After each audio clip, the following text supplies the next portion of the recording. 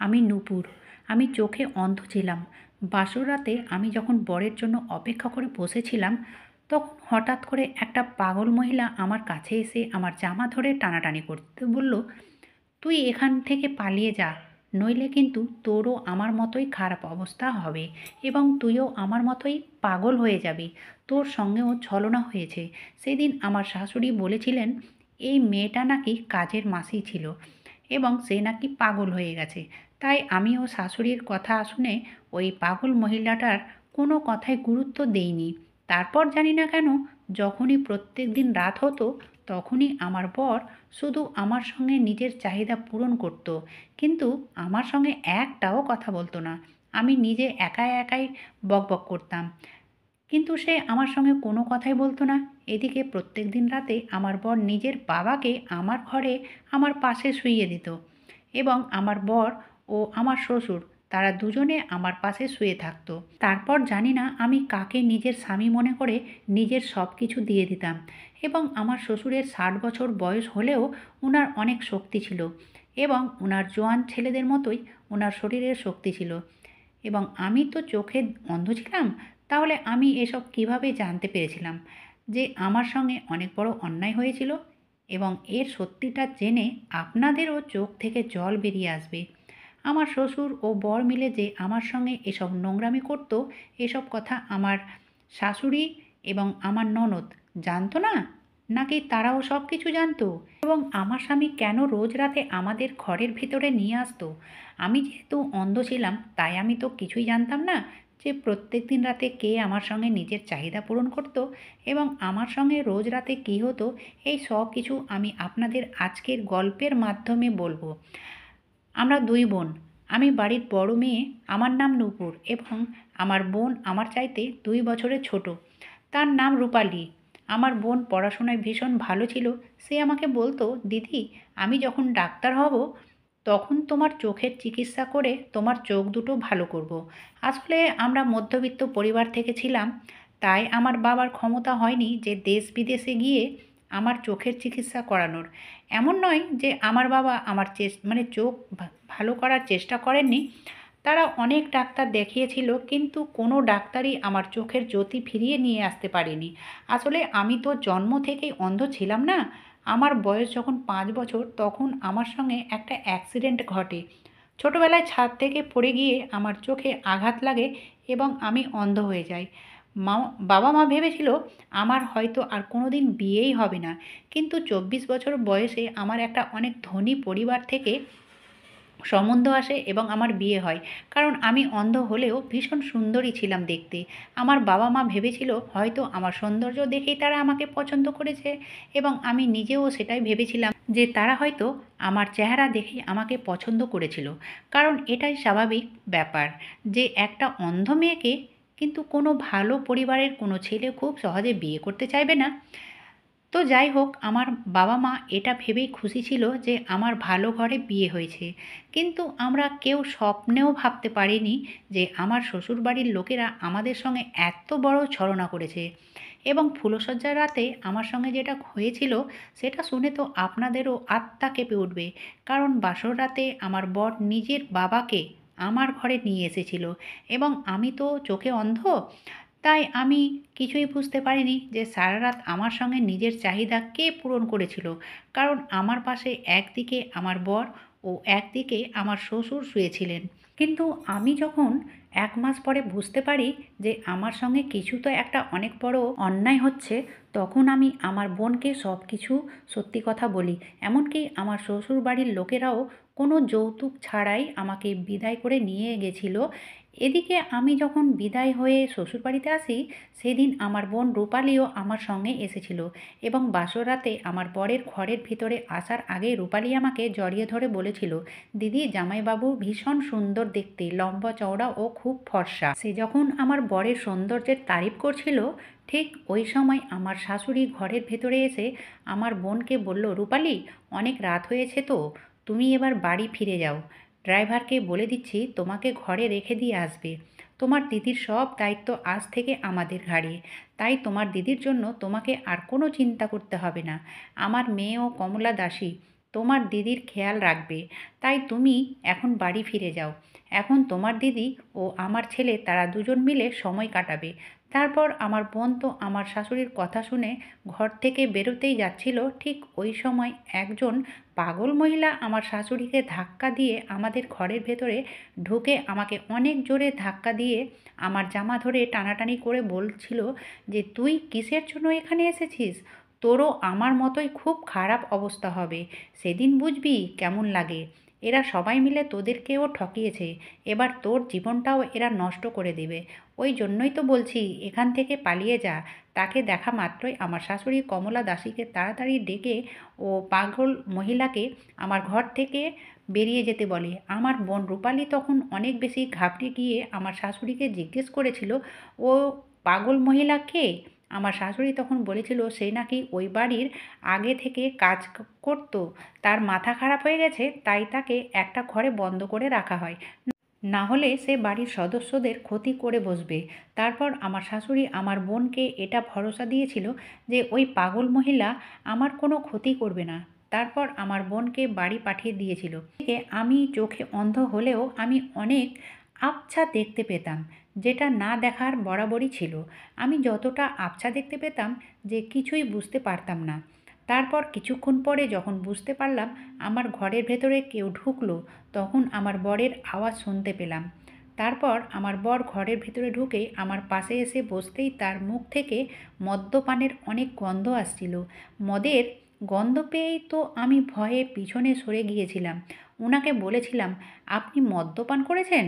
তারপর আমার পিছন দিকে সরতেই বর আমার হাত ধরে নিজের কাছে টেনে নিয়ে অনেক জোরে চিৎকার করে বলল, কি হলো? তুমি কি আমাকে দেখে ভয় পাচ্ছ? আমি প্রথম রাতেই ওনার কড়া মেজাজ দেখে সত্যিই খুব ভয় পেয়ে মাথা নাড়িয়ে হ্যাঁ বলেছিলাম। তারপর বর বলল, তাহলে তুমি আমার থেকে ভয় পেয়ে দূরে সরে গেলে? আমি ওনার চিৎকার শুনে আবার ভয়ে হ্যাঁ বললাম। তারপর আমার হাত ধরে বলল, আমার কাছে এসো এবং নিজের ব্যাপারে সব কিছু বলো।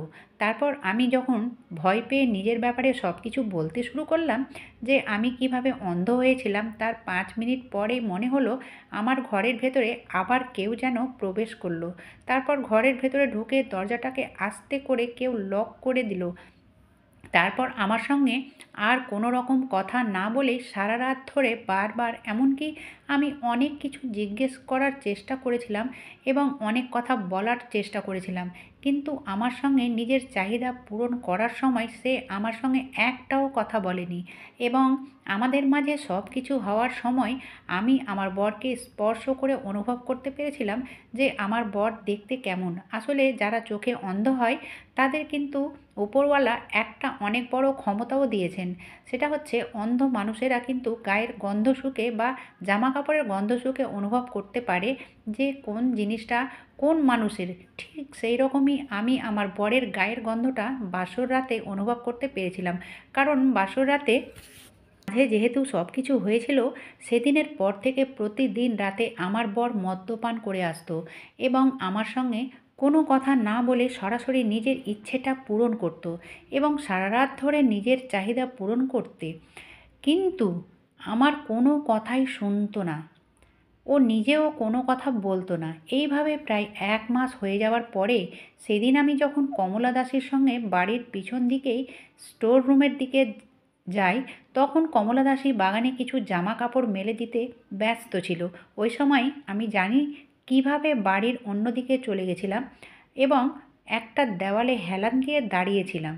ও সব কিছুই আবছা দেখতে পাচ্ছিলাম, কিন্তু কিছুই বুঝতে পারছিলাম না। ওই সময় ওই এক পাগল মহিলা আবার আমার পেছন দিক থেকে জানালা থেকে হাত বাড়িয়ে আমার জামা ধরে বলছিল, তুই এখনও পালাসনি? দেখবি তোর অবস্থা আমার থেকেও খারাপ হবে। আমি তখন না পেরে তাকে অনেক ভালোবেসে জিজ্ঞেস করেছিলাম যে, তুমি কে এবং কেন তুমি বারবার এই কথাটা বলছো যে আমার অবস্থা তোমার মতোই হবে? ওই মেয়েটি তখন কাঁদতে কাঁদতে আমাকে যা বলেছিল সেটা শুনে তো আমার পায়ের তলা থেকে যেন মাটিটাই সরে গেছিল। ওই পাগল মেয়েটি আমাকে বলেছিল তার নাম ময়ূরী। আসলে ওই মেয়েটি কাজের মাসি নয়। ওই পাগল মেয়েটি মানে ময়ূরী তো আমার বরের প্রথম স্ত্রী ছিল। তারপর সে আমাকে যা বলেছিল সেটা শুনে তো আমার মাথায় যেন বাজ ভেঙে পড়েছিল। কারণ আমার বর যখন ওই ময়ূরীকে বিয়ে করে বাড়িতে নিয়ে এসেছিল, সেদিন তাদের বাসর রাতে সবার শুয়ে যাওয়ার পরে আমার শ্বশুর ও আমার বর ঘরের ভিতরে ঢুকে ময়ূরীকে যা বলেছিল সেটা শুনে ময়ূরী চিৎকার চেঁচামেচি শুরু করেছিল এবং পুলিশে যাওয়ার কথা বলেছিল। আসলে আমার বর নপুংসক এবং আমার শ্বশুর ময়ূরীকে বলেছিল উনি নাকি ময়ূরীর সঙ্গে সম্পর্ক করবেন যাতে এই বংশ বৃদ্ধি করতে পারেন, এবং বাসর রাতে ময়ূরী শ্বশুরের মুখ থেকে এসব কথা শুনে পুলিশে যাওয়ার কথা বলেছিল। যখন তার সঙ্গে আমার শ্বশুর জোর জবরদস্তি করার চেষ্টা করেছিল এবং আমার বড় তার বাবার সঙ্গে মিলেছিল, তার বাবাকে ময়ূরীর সঙ্গে নোংরা কাজ করতে একবারও বাধা দেওয়ার চেষ্টা করেনি। তাই সেদিন ময়ূরী হার মানেনি এবং সেই চিৎকার চেঁচামেচি করে পুলিশে যাওয়ার কথা বলেছিল। তখন আমার শাশুড়ি ও ননদ তার কোনো কথাই বিশ্বাস করতে রাজি হয়নি এবং বাড়ির বদনামি হবে এটা ভেবে আমার শ্বশুর ময়ূরী একটা ঘরে বন্ধ করে রেখে দিয়েছিল। এবং আমি যেহেতু চোখে অন্ধ ছিলাম, তাই আমার শ্বশুর ইচ্ছে করে আমার বিয়ে তার ছেলের সঙ্গে দিয়েছিল। এমনকি ময়ূরীর মুখে শুনেছিলাম আমার শাশুড়ি তো প্রথমে রাজি ছিলেন না আমার সঙ্গে নিজের ছেলের বিয়ে দিতে, এবং আমার শাশুড়ি নাকি আমার শ্বশুরের সঙ্গে অনেক ঝামেলাও করেছিলেন এই ব্যাপার নিয়ে। কিন্তু আমার শ্বশুর আমার শাশুড়িকে ভুলভাল বুঝিয়ে দিয়েছিলেন যে আমি যেহেতু ভীষণ সুন্দরী এবং আমার ছেলে যেহেতু প্রথমে একবার বিয়ে হয়ে গেছিল, তাই সে আর ভালো ঘরের মেয়ে পাবে না। তাই আমার শ্বশুর আমার শাশুড়ির বিরুদ্ধে গিয়ে এই বিয়েটা পাকা করেছিল। পরে আমার শাশুড়িও সব কিছু গ্রহণ করে নিয়েছিলেন, কারণ তার ছেলে বলেছিল আমি অন্ধ হলেও সে নাকি আমাকে অনেক পছন্দ করে। তাই আমার শাশুড়িও মেনে নিয়েছিলেন। কিন্তু আমি তো এসব ভিতরের কোনো কথাই জানতাম না যে ওনার ছেলে তো নপুংসক ছিল, এবং আমার শাশুড়ির বর মানে আমার শ্বশুরমশাই একজন চরিত্রহীন মানুষ ছিলেন এই কথাটা তো আমার শাশুড়িও জানতো না। উনি একটা বিশ্বাস করতে রাজি হননি যে উনার বর একজন চরিত্রহীন মানুষ। কিন্তু সেদিন ময়ূরীর কাছ থেকে সব কথা শোনার পরে আমি শাশুড়ির সঙ্গে গুপ্তভাবে কথা বলেছিলাম এবং বলেছিলাম আপনি তো আমাকে অনেক পছন্দ করতেন, না হলে কেন নিজের ছেলে বিয়ে আমার সঙ্গে দিয়েছেন? আর আপনি আমাকে মিথ্যা কথা কেন বলেছেন যে ময়ূরী এই বাড়ির কাজের মাসি? ময়ূরী তো আপনার ছেলের প্রথম স্ত্রী ছিল। আমার শাশুড়ি তখন আমার হাত ধরে বলেছিলেন যা হওয়ার তা হয়ে গেছে, তাই আগের কথা তুলে কোনো লাভ নেই, কারণ ময়ূরী তোমার শ্বশুরের চরিত্রে দাগ লাগিয়েছিল। আমি তখন শাশুড়িকে অনেক সাহস করে বললাম ময়ূরী আপনাকে যা বলেছিল একদম ঠিক কথাই বলেছিল, কারণ আপনার ছেলে নপুংসক এবং আপনার স্বামী সত্যি একজন চরিত্রহীন। কারণ প্রত্যেক দিন রাতে আমার মনে হয় আমার ঘরে যেন দুইজন লোক প্রবেশ করে, কিন্তু আমি চোখে অন্ধ বলে ঠিকঠাক দেখতে পাই না। আমার শাশুড়ি তখন আমার কথা শুনে অনেক রেগে বলেছিল তুমি এই পাগল ময়ূরীর কথা শুনে আমার বর ও আমার ছেলের ওপরে এত বড় লাঞ্ছনা লাগাচ্ছ। এখনও বলছি তুমি নিজের সীমা পার করো না, নিজের সীমায় থেকে কথা বলো, কারণ আমার স্বামী ও ছেলের ওপরে আমার অনেক বিশ্বাস ও ভরসা আছে। তারা এরকম জঘন্যতম কাজ কোনোদিনই করতে পারে না। আমি তখন না পেরে আমার শাশুড়ির হাতে পায়ে ধরে বলেছিলাম মা, আমার কথায় একবার বিশ্বাস করুন। আমার নিজের অনেক দিন মনে হয়েছে যে আমার ঘরে দুজন পুরুষ থাকে, কিন্তু আমি তো চোখে অন্ধ এবং লজ্জায় আমি এ কথাটা এতদিন কাউকেই বলতে পারিনি। কারণ আমি কি বলতাম? কিন্তু আপনি তো চোখে সব কিছু দেখতে পান। আমি যদি ভুল থাকি তাহলে আজ রাতে আপনি আমার ঘরে লুকিয়ে থাকবেন, তাহলে সব কিছু সত্যি জানতে পারবেন। আর আমি যদি ভুল থাকি তাহলে আপনি আমাকে যা শাস্তি দিবেন আমি সেটা মেনে নিতে রাজি আছি, কিন্তু দয়া করে আপনি আমার কথা একবার বিশ্বাস করে সত্যিটা জানার চেষ্টা করেন। কারণ আপনারও মেয়ে আছে, আপনারও মেয়ে একদিন শ্বশুরবাড়ি যাবে, এই আশা করছি আপনি আমার কষ্টটা বুঝতে পারবেন। তাই দয়া করে আমার একটু সাহায্য করেন। আমাকে নিজের মেয়ের মতো মনে করে আমার মনের সন্দেহগুলো ঠিক করার চেষ্টা করেন। আমার কথা শুনে আমার শাশুড়ি আমার কথা মানতে রাজি হয়েছিলেন। তারপর সেদিন রাতে আমি যখন বিছানায় শুয়েছিলাম, তখন আমার বর ও আমার শ্বশুর প্রত্যেক দিনের মতোই মদ্যপান করে ঘরের ভেতরে ঢুকে আমার পাশে শুয়ে সব কিছু করছিলেন। কিন্তু যে আমার সঙ্গে সব কিছু করতো তার নাম শুনে তো আমার মাথা পুরো ঘুরে উঠেছিল। মনে হচ্ছিল যেন আমার শরীর থেকে প্রাণটাই বেরিয়ে গেছে। কারণ যাকে আমি বাবা মনে করেছিলাম সেই বাবাই মানে আমার শ্বশুরমশাই আমার সঙ্গে প্রত্যেকদিন নিজের ইচ্ছে পূরণ করতেন। আর আমার বর আর একপাশে চুপচাপ শুয়ে থাকতো। এই ১ মাস ধরে আমার শ্বশুর আমার সঙ্গে সব কিছু করেছিলেন, যেটার ব্যাপারে আমার শাশুড়ি কিছুই জানত না।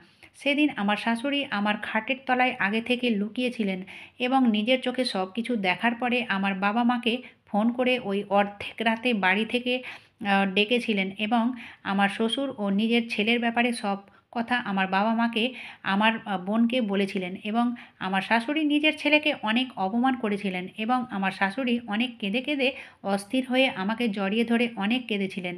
ও নিজের স্বামীকে বলেছিলেন, "এই কারণে তুমি একটা অন্ধ মেয়েকে আমার ছেলের সঙ্গে বিয়ে দিয়ে আমার বাড়িতে নিয়ে এসেছিলে? যাতে ওই মেয়েটার ওপরে অন্যায় করতে পারো?" আমার শ্বশুর তখন আমার শাশুড়িকে বলেছিল, "হ্যাঁ, আমি আমার বউ-মায়ের সঙ্গে সব কিছু করেছি, যাতে এই বংশের বৃদ্ধি করতে পারি। কারণ আমাদের একমাত্র ছেলে নপুংসক এবং সমাজের লোকেরা এটা জানলে আমরা কীভাবে মুখ দেখাবো? তাই আমি এই অন্ধ মেয়েটার সঙ্গে আমার ছেলের বিয়ে দিয়েছিলাম।" আমার শাশুড়ি তখন নিজের স্বামীকে বলেছিলেন, "তোর মতো একজন নির্লজ্জ মানুষের সঙ্গে সংসার করে আমার পুরো জীবনটাই বৃথা হয়ে গেছে। শুধুমাত্র বংশবৃদ্ধির জন্য তুই নিজের ছেলের বউয়ের সঙ্গে এসব নোংরা কাজ করতে পারলি?" তারপর আমার শাশুড়ি কমলা দাসীকে দিয়ে ময়ূরীকে ওই স্টোর রুম থেকে নিয়ে আসতে বলেছিল এবং ময়ূরীর বাবা-মাকেও ফোন করে ডেকেছিলেন। তারপর পুলিশকে ফোন করে ময়ূরীর সঙ্গেও যা আমার সঙ্গে এত বেশি অন্যায় করার জন্য আমার শাশুড়ি নিজে তার স্বামী ও ছেলেকে পুলিশের হাতে দিয়েছিলেন। কারণ আমার শাশুড়ি এতদিন জানতেন না যে তার ছেলে নপুংসক ছিল এবং আমার শাশুড়ি যেহেতু তার মেয়েকে নিয়ে আলাদা ঘরে ঘুমাতো এবং আমার শ্বশুর একাই আলাদা ঘরে ঘুমাতো, তাই আমার শাশুড়ি কোনোদিন টের পায়নি যে আমার শ্বশুর প্রত্যেকদিন রাতে আমার সঙ্গে অন্যায় করত। এই জন্যই তো বলে কোনো পুরুষকে বিশ্বাস করা ভালো, কিন্তু অতিরিক্ত বিশ্বাস করা ক্ষতিকারক।